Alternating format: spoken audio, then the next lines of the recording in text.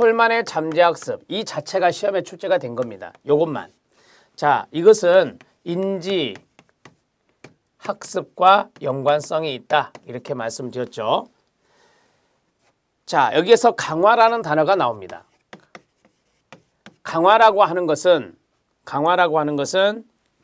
학습한 것을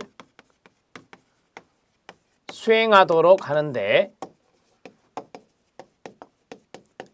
도움을 주는 겁니다. 자, 여기 학습한 것이 무엇입니까? 네, 잠재된 학습입니다.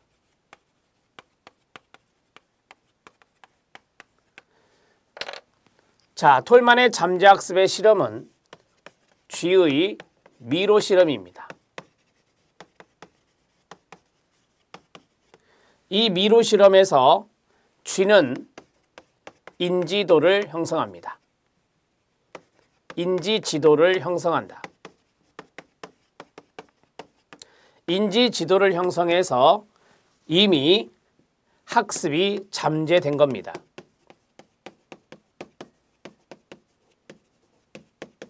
자, 학습이 잠재되었다. 여기에 보상이 주어지면 강화가 주어지면이죠. 주어지면 학습된 것이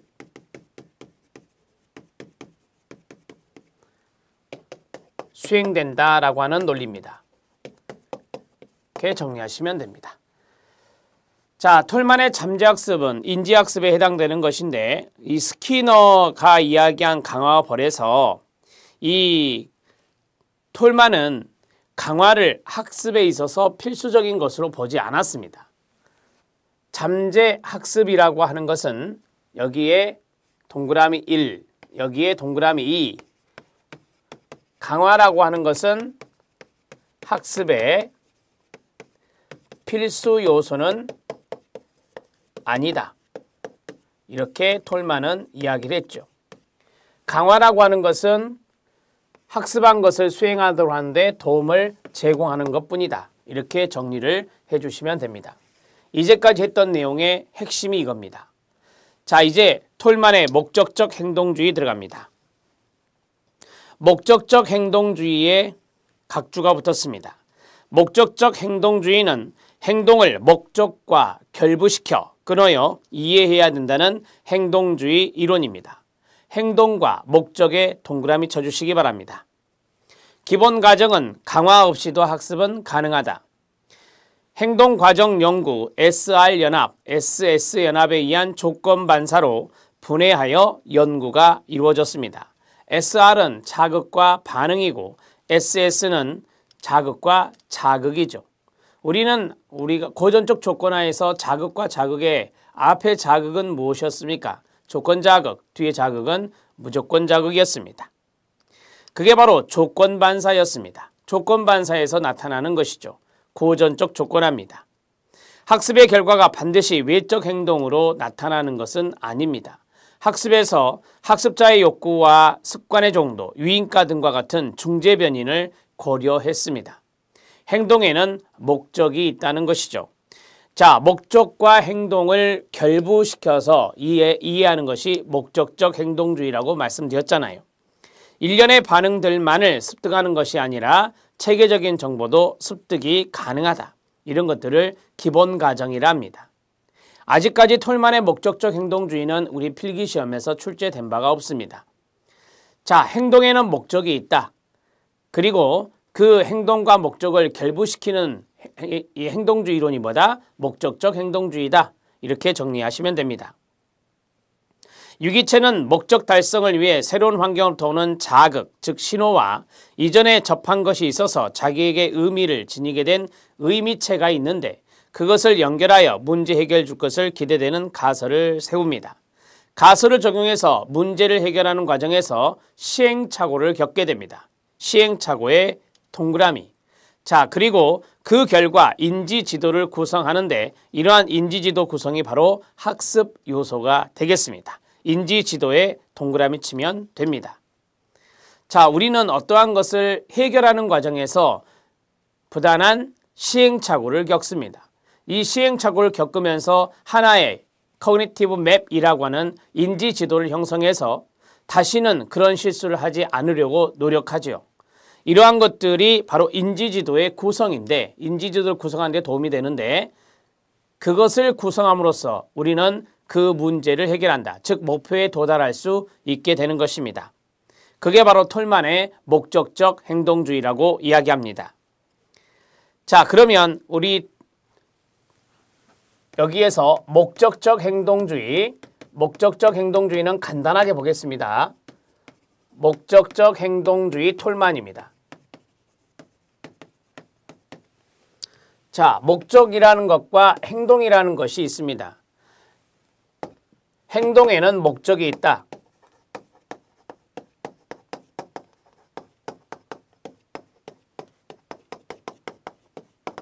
자, 행동에는 목적이 있다라고 말씀드렸는데, 자, 그러면 여기 있는 이 목적은 바로 문제 해결이 되겠죠.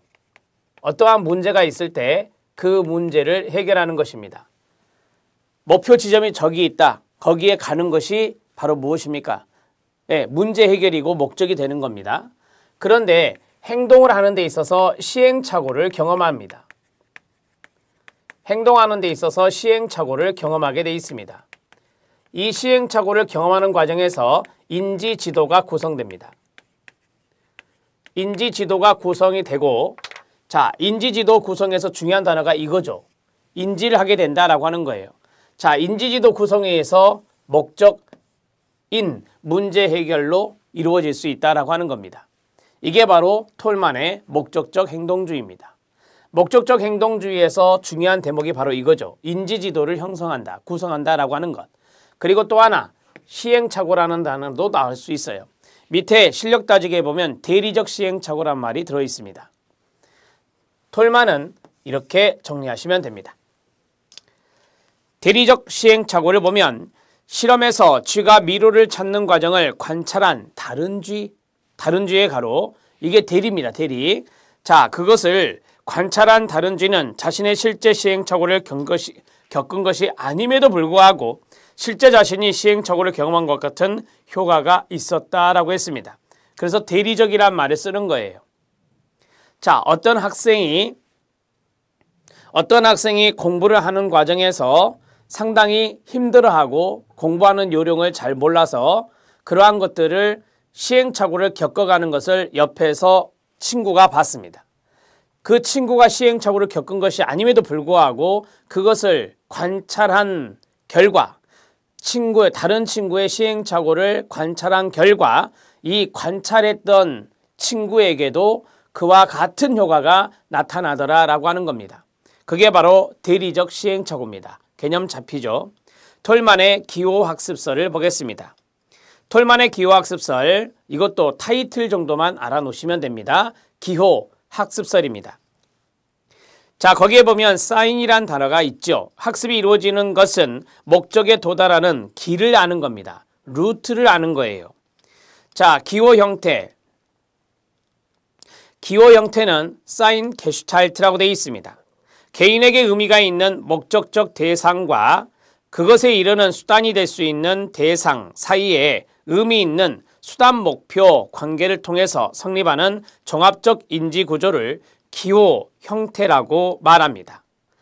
자, 거기에 보면 목적적 대상이란 말이 있습니다. 목적의 동그라미요. 그 다음에 수단이 될 수 있는 대상이 있습니다. 수단의 동그라미요. 자, 우리가 목적에 이르는 것이 바로 수단이거든요. 수단에 의해서 이루어지는데 이 수단을 우리는 사인이라 하고 기호라 하고 그 다음에 목적을 뭐라냐 게슈탈트라고 하는 겁니다. 따라서 이 두 가지의 관계, 이것을 기호 형태라고 말합니다. 기호 형태의 기대입니다. 학습은 문제 해결이나 목표 도달에 이르는 기호를 학습하는 데 있고 끊어요. 자, 기호 형태에 대한 기대의 성립과 의미를 인지 예측하는 데 있어서 인지지도를 신경조직에 형성하는 것입니다. 인지지도에 동그라미 치기 바랍니다. 자, 우리가 기호 형태라고 하는 것은 앞에서 말씀드린 대로 수단과 목적이에요. 자, 수단과 목적에 대해서 어떠한 기대가 성립된다. 그래서 기대란 말이 마지막에 붙었는데 기대의 성립과 의미를 우리가 인지하고 예측하는데 바로 인지지도가 그때 형성이 된다라고 하는 겁니다. 우리는 미로를 많이 가봅니다. 관광지에도 미로가 많이 있잖아요. 미로가 있는 것을 찾아가 보면 몇 번의 시행착오를 겪어서 도달하는 경우가 있습니다. 한 번에 도달하는 경우는 거의 드물죠. 자, 그런데 우리가 갈 때, 그 목표에 도달하러 갈 때 어떤 수단들을 동원하는데, 자, 내가 한번 이쪽 길로 갔더니 뭐가 놓여 있었다. 이게 일종의 사인입니다. 기호예요. 그 다음에 거기 있는 바로 목적적 대상이라고 하는 것이 바로 뭐가 되느냐?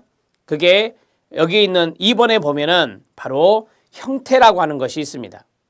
그러니까 문제 해결이나 목표에 도달에 이르는 기호를 학습하는 데 있고, 자, 이 기호 형태에 대한 기대나 성립이라고 그랬잖아요.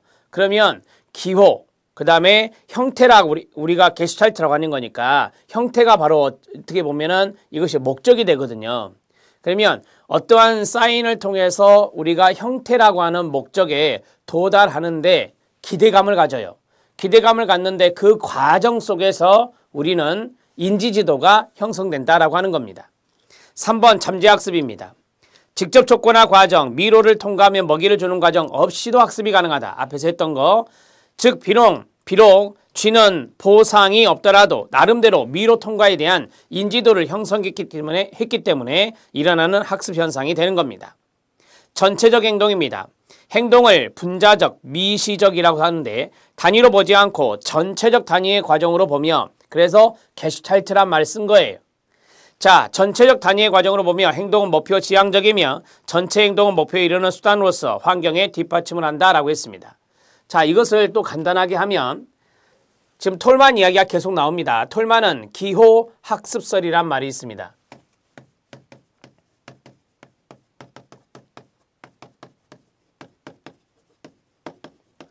자, 톨만의 기호 학습설을 그림으로 해보면 우리가 미로를 통해서 이렇게 가는데 여기가 바로 목적이다 이 말이에요. 목적이다. 그런데 여기에서 이쪽 길로도 가보고 이쪽 길로도 가보고 그래서 실패를 하겠죠. 따라서 여기 있는 이 세 가지를 간다면 예를 들어서 이게 수단이 된다 이 말이에요. 하나의 과정을 통해서 목적에 도달하는 거니까. 자, 우리는 이것을 수단이라고 하는 이것을 뭐라 하느냐? 기호라고 한다 이 말입니다. 자, 그 다음에 여기 목적이라고 하는 것을 뭐라 하느냐? 게슈탈트라고 하는 형태라고 한다 이 말입니다. 자, 그런데 우리가 이런 지점, 그 다음에 이런 지점, 그 다음에 이런 지점에서 하나의 인지 지도가 형성됩니다. 자, 이러한 과정 속에서 인지 지도가 형성됩니다. 인지 지도가 형성이 된다.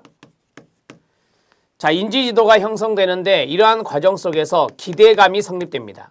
기대가 성립되는 것이 바로 과정 속에서 이루어지는 겁니다. 그러면 이거를 하나로 묶어 보면 자, 기호라고 하는 수단이 있습니다. 됐죠? 자, 그 다음에 두 번째 순서대로 해보면 이러한 과정 속에서 인지지도가 형성됩니다. 그 다음 기대가 성립되는데 그게 바로 인지지도 형성입니다. 그리고 게슈탈트라고 하는 형태, 목적에 도달하는 겁니다. 목표에 도달하는 거죠. 그래서 기호, 그 다음에 기대, 그 다음에 형태 이러한 도식화가 가능할 수 있습니다. 그게 바로 기호 학습설이다 이 말입니다. 기호에 의해서 인지 지도가 형성되고 그러한 잠재 학습이 이루어지고 제가 앞에서 그랬었죠. 인지 지도 형성 이것이 바로 잠재 학습이 이루어진 겁니다. 강화가 없이도. 그래서 어떠한 형태, 게슈탈트 거기 마지막 부분에 보면 전체적 행동이란 말 있잖아요. 이것이 게슈탈트란 말이에요. 게슈탈트 전체적 행동을 통해서 이루어질 수 있다. 자, 톨만의 내용을 이야기했습니다. 톨만의 내용에서 가장 중요한 것은 잠재학습입니다. 잠재학습을 잘 기억해 주시기 바랍니다. 자, 형태주의 학습이론의 공헌점입니다.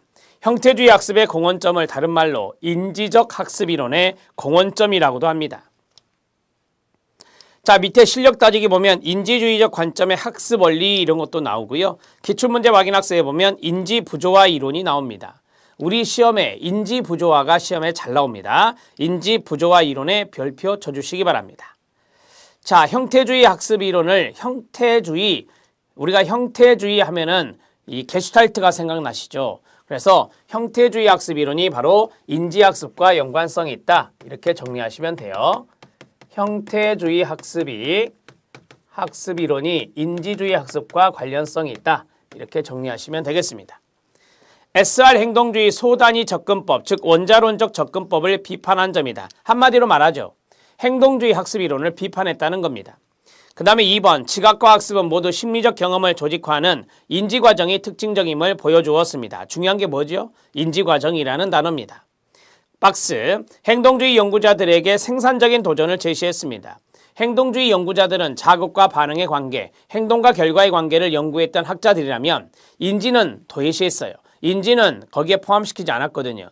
따라서 행동주의 학습자들에게 신선한 도전을 주게 했습니다. 그 다음에 형태주의 심리학이 통찰학습에 초점이 둔 것이기 때문에 강화를 다르게 개념화하게 되었습니다. 형태주의 심리학, 통찰학습, 킬러의 통찰학습, 톨만의 잠재학습 이런 것들이 다 인지학습 이론에 들어가는 것이죠. 그래서 강화라고 하는 것들을 다르게 개념화했습니다. 발견이나 문제 해결에 따라오는 만족에 주목함으로써 형태주의 심리학은 그 다음 가로 이게 이제 4번과 연결되거든요. 외재적 강화에서 내재적 강화로 우리의 관심을 옮겨 놓았습니다. 외재적 강화를 강조했던 것이 바로 스키너의 행동주의 학습 이론이거든요. 하지만 이 인지주의 학습의 형태주의는요. 어떠한 발견에서 어떠한 문제 해결에서 만족감이 드는데 그 만족감이 바로 내재적인 강화다 이렇게 이야기하는 거예요. 그래서 외재적인 강화에서 내재적인 강화로 주목하게 되었다라고 하는 겁니다. 5번 내용은 여러분들이 충분히 이해할 수 있습니다. 여러분들이 교재를 통해서 이해로 정리하시기 바랍니다. 인지주의적 관점에 의한 학습 원리를 보겠습니다. 거기 7번에 별표 쳐주시기 바랍니다. 지각적 특성 밑줄, 2번에 지각적 지식의 구조 밑줄입니다.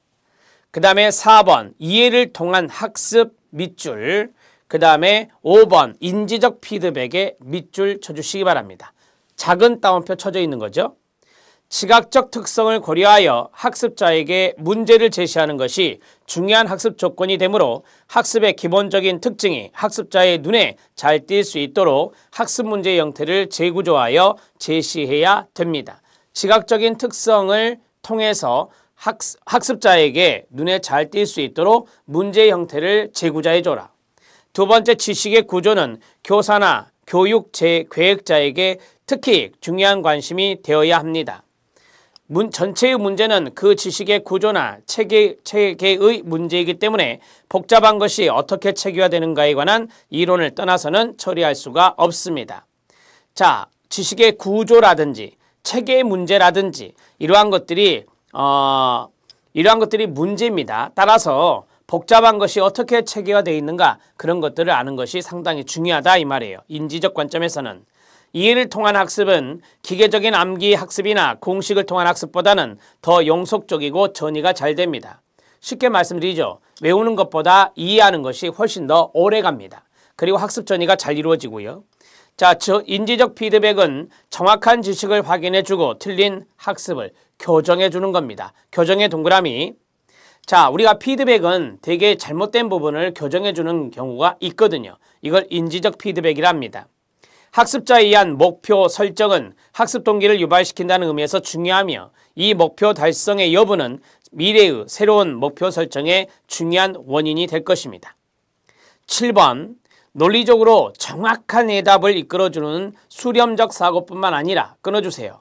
문제의 창의적인 해결이나 새롭고 가치 있는 결과를 창조해주는 확산적 사고가 육성되어야 합니다. 자, 논리적으로 정확한 답으로 몰아가는 것이 수렴적 사고고요.